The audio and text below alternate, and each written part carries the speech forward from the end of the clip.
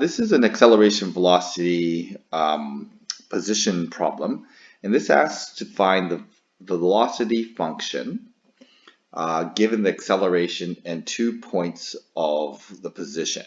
Okay, so our first inclination is to integrate the acceleration, and we should integrate and get the velocity function. Okay, so v of t.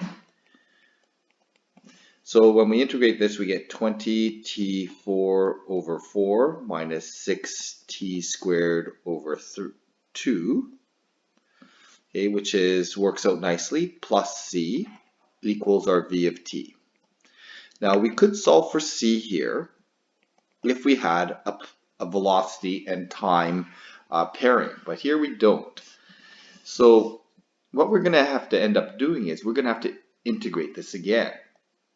So in integrating this again, we're going to get our s of t function.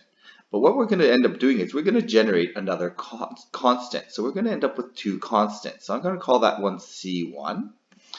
And we're going to generate two constants. And I need to have two equations to solve for those two constants. And I'm going to use these two parts to do that.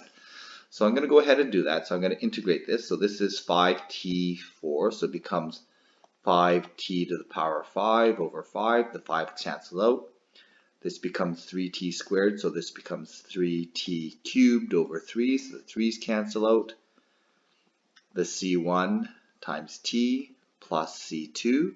And that's going to give us our s of t function.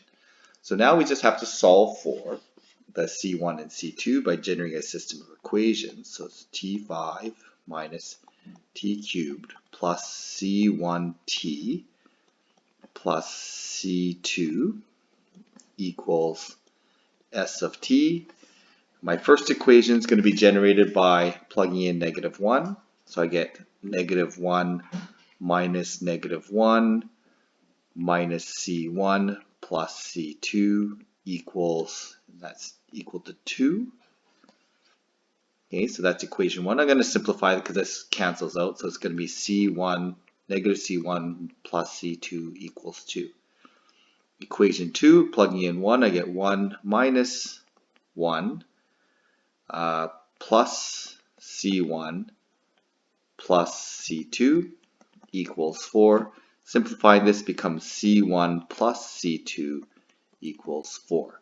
So I'm going to combine those two equations. I'm just going to add them together, and we can see that the c1's cancel out. So we end up with 2c2 equals 6, c2 equals 3. Plugging that back into one of these equations, c1 equals 1. Okay, so those are our c values. So that my s of, we really actually don't need to solve for c2 and c1.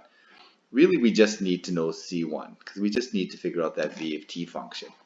So the v of t works out to be 5t to the power 4 minus 3t squared plus, and that was a c1, so that's going to be plus 1.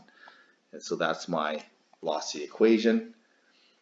And that answer was question number, the answer would have been, looks like B. Okay, the solution is B.